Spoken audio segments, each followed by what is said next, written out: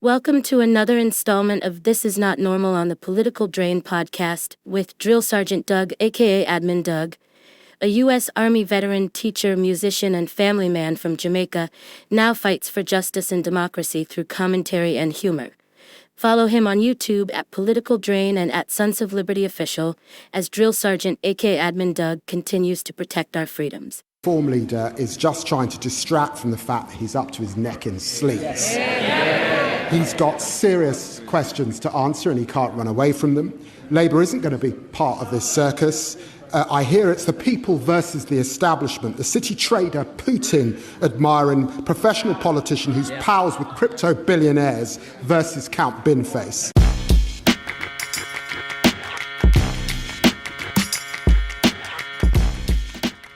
What's up, YouTube? Drill Sergeant here, and today is that time to go all the way across the pond again to talk about Nigel Farage again and his finances, and I have a simple question about a £5 million gift. Finally made him throw his expensive toys from his pram and resign. Now, as we covered previously, Nigel loves money, right? But press coverage, not so much. Take a look here. You'll see the new media publication, and I'm going to try to read the headline like my favorite Jamaican reporter that's been in Ireland a bit too long. Sounds like this. Scandal hit. Nigel Farage resigns as MP but will run in by-elections. Did I get it right? Look. At the end of April, The Guardian revealed that after receiving £5 million from a British crypto investor living in Thailand, Nigel Farage decided to run for his preliminary seat in Clacton. Under UK parliamentary rules, this means that Nigel's gifts should have been declared. Well, obviously, because they're not corrupt by any means, are they? So, being the non-corrupt entity that they are, when it wasn't declared, the British press wanted to know about it, YouTube. All finances must be declared up to a year before a general election. Every other MP would have declared such a large gift, right? But Nigel doesn't think he should be subject to the same rules and has more or less tried to avoid answering questions, which has only made the story bigger. I believe this is called some version of the Streisand effect. First, he said it was a gift towards personal security. Then he said it was a thank you for Brexit. The balls on these guys, man. And then he said it wasn't anyone's business, period. And that's pretty much what you go to as a spoiled brat, isn't it? That's pretty much what you go to when you're Donald Trump or any of these other people who just have been drinking money out the breast since they flopped out of their mom. Why the heck are you bothering me, flea, ant, roach? What's wrong with you? Don't you know who I am? I've got to ask you a question about this £5 million gift from this crypto billionaire. You know better than most politicians how LBC works. I'm getting comments as you and I are speaking. This man needs to tell us what has he done with the £5 million. Get him to be truthful. Nigel Farage, please, what has happened to this £5 million gift? With all due respect, what's it got to do with you? Well, because it speaks to the position of you hold in office. Initially, we were told that it was because of your personal security and it would pay for that for the rest of your life. Then apparently It was some kind of reward for campaigning for Brexit. I am told we have two different stories. Which is the truth? Well, I think you're contradicting yourself there, aren't you? Well, if you tell me what happened with the £5 million, then we're solved. It's an unconditional gift. I can spend it on Ferraris if I want. That'd be entirely up to me. Why did you say it was for personal security then? Because it was given as an unconditional gift, right? The understanding is, and you know very well, I've been physically more attacked over many years than any other politician. I've been with you when you've been abused. I've seen that. But my listeners want to know, Mr. Farage, how much has been spent? Nick, I can do with it as I want. I can do what I want with it. Well, I can put it on the horses. Yes, you are under review, though, by the Parliamentary Standards Commissioner. Well, and maybe we shouldn't be discussing it in that case. This is what Trump did while talking to, I don't know his name, somebody on CNN just the other day, and he said, don't talk about that. Just don't talk about that. The guy's asking him a question. He said, don't talk. Is the Strait of Hormuz open? As far as we're concerned, it is. So don't talk about it. Iran has declared the Strait of Hormuz closed. Is that true, Mr. President? It's open as far as we're concerned. Don't talk about it. Talk about the reason that you asked me to speak. Okay. Yeah. Rich entitlement, baby boy syndrome. Let's continue on with the story. So as you just watched, people, it's an unconditional gift. Nothing to see here at all. Except it may have been conditional because, again, The Guardian reported that the governor of the Bank of England was lobbied by Farage to change the law concerning crypto.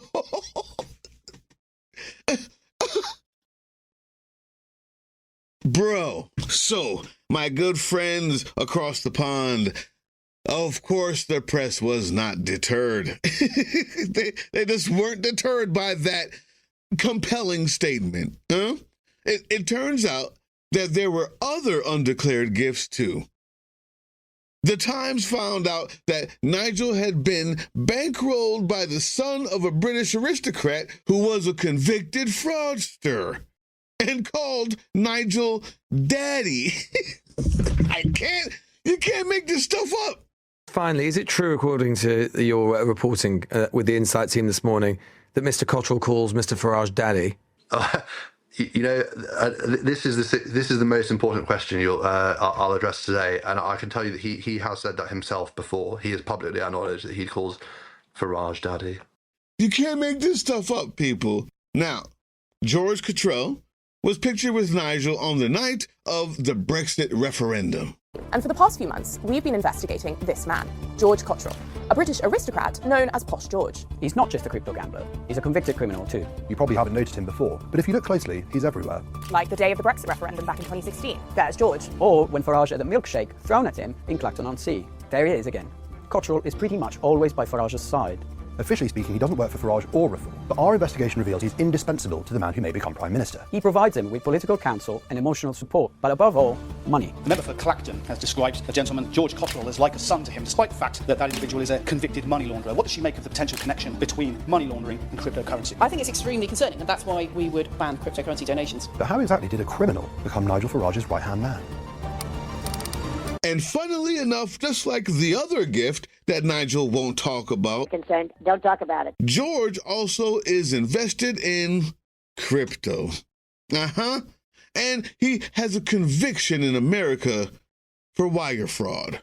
Come on, man. Come on, man. George, are we really wondering why people are asking questions about this? The entitlement. It's just too much. Nick, I can do with it as I want. I can do what I want with it. So, George Cottrell's mother, Fiona, has also been interviewed under caution about donations, funding issues and stuff like that concerning Reform, the Reform Party. Now, both cases have been referred to parliamentary standards, although parliamentary standards may be the least of Nigel's worries, as the National Crime Agency is also investigating certain reform banking transactions. As we previously covered, this is happening because Reform's finances have never been public, not the way that most political parties operate. Reform is a PLC. So, cue Nigel Farage falling on his sword and letting the people of Clacton decide if he did anything wrong. Because, as we mentioned earlier, apparently Nigel is immune to the same rules as his parliamentary peers, and that's both literally as well as figuratively. And before I even show you the clip, isn't it always funny how the people who don't want to give any information about their wrongdoing are the first to say, let's let the people decide. Decide what? You won't tell them anything. Today, I will resign as a Member of Parliament for Clacton-on-Sea, thereby forcing a by-election. This is the first time that I have seen of an MP standing down not on a matter of principle, but essentially to burnish their own agenda and their own public profile. So Nigel Farage is standing down essentially to say, look, I've got these ethics these standards inquiries into me, I think they should be put to the voters of Clacton-on-Sea and not really be decided by Parliament. Here we go. So, good and decent people of YouTube, he's resigned to run again for the same seat in the same constituency. Make that make sense, huh? All the main parliamentary parties are refusing to take part. Conservative leader Kemi Badenoch called it a hissy fit. Keir Starmer said it proved Nigel was up to his neck in sleaze. Great word. Great word. Even MPs made jokes in Parliament about it. Mr. Speaker, the Honourable Member for Clacton used to say, leave means leave.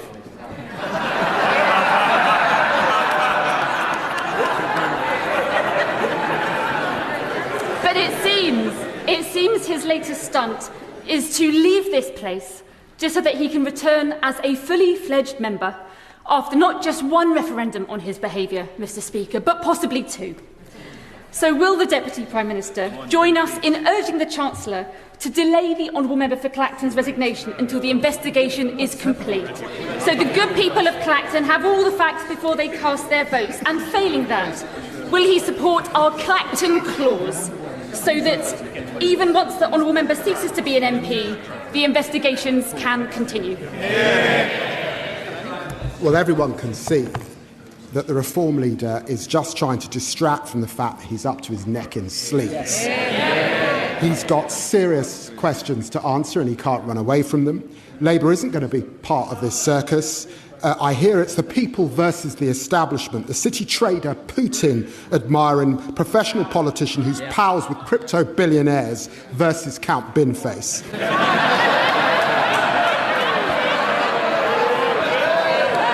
There have been unqualified joke candidates in the past. Let's see what the people of Clacton decide. It looked like there may not have been an election, but then Count Binface put himself forward as Sigma 9's favorite intergalactic space lord. Now, the interview of the morning. Count Binface has confirmed that he is going to run in the by-election in Clacton if it takes place. This is the by-election that the major parties are saying, as we've heard from them all this morning, they are not going to run in. So who better to talk to about this? Joining us live, Count Binface himself. Good morning to you. Good morning, Justin. Good morning, Today listeners, Planet Earth. It is a pleasure to be here. I should say you are, I can see a video link of you. You appear to be in outer space and wearing your bin. Well, what else would you expect, mate? You know, I was on my way back home to Sigma 9, bit of R&R, and then old Nigel throws his toys out of the pram, has a hissy fit, calls an unnecessary by-election. I got wind of that. I've turned around the starship pronto. How about that? Lovely. What is your appeal going to be to the people of Clacton? Well, I'm not Nigel Farage. It's just that, you know, I like to tailor it to each constituency. I mean, some of my national policies will remain. I pledge to build at least one affordable house. I will nationalise Adele. I heard your bit about the water, and I'll make water bosses have to take a dip in British rivers to see how they like it. I'll price cap 99 flakes at 99 pence. I think the Clacton folk will like that one. And so it goes on. But if you'd done some research, you'd know that. Can you win? Probably not, but then, you know, my job is to celebrate and defend the wonders of British democracy. And look at this, eh? The fact that you're interviewing me on the Today programme, because all the other parties aren't standing, says more about them than it does about me. Are they running scared from old Binny, or do they think that Nigel's running a cunning stunt? Reform have reacted to Count Binface by accusing him of being part of the deep state establishment. No, they did. They actually did. Binface, we need you, man. Oh. The Chancellor gave the go-ahead for the by-election, saying if Nigel wants to argue with a bin all summer, that let him. Guys, is this not entertaining? Are you not entertained? If anybody knows how to do it, it's these guys. There's a little bit of absolute perfection that's represented in this. The Binface guy, the getting used to having elections with multiple people. And I'm not saying that the UK hasn't had its fair share of, this right-wing populism and people believing the bullshit. Just look at Brexit.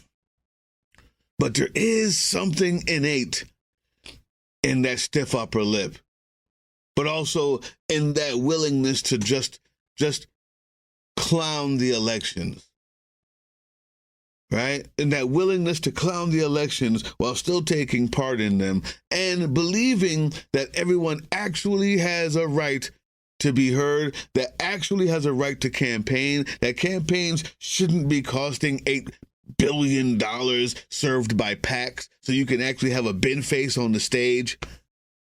There's something else there. It's hilarious, yes. And when Nigel argues with a trash bin all summer, fine. But there's something there. I'm not sure where it is. You guys leave that in the comment section.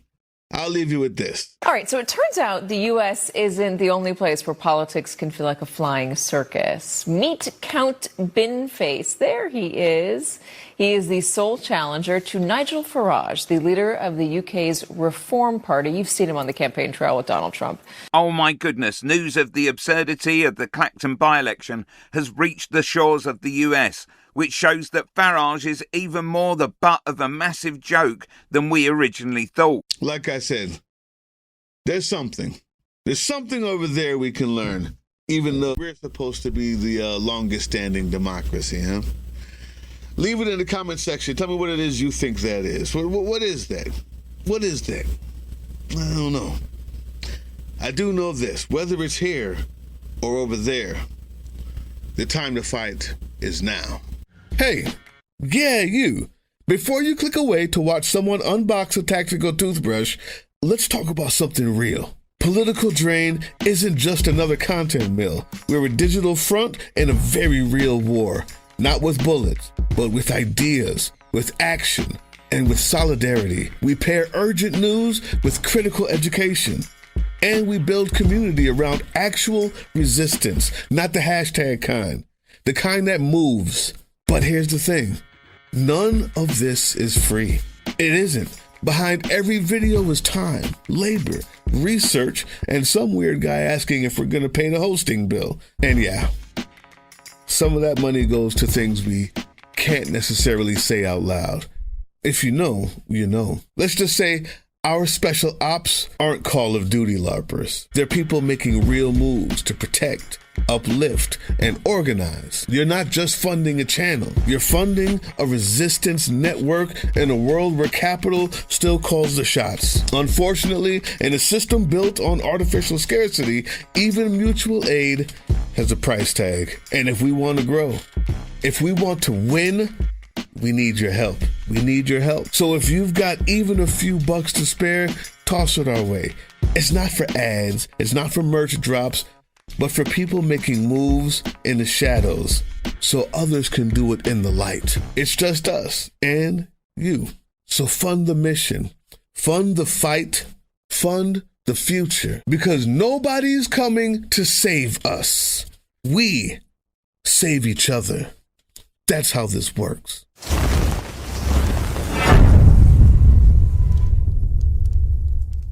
That was the Political Drain podcast, which can be heard on www.groovechillradio.com/political-drain and can be viewed on the Political Drain YouTube channel anytime. Once again, thank you for listening to Groove Chill as we resist fascism in any form, pursue democracy, peace, and love.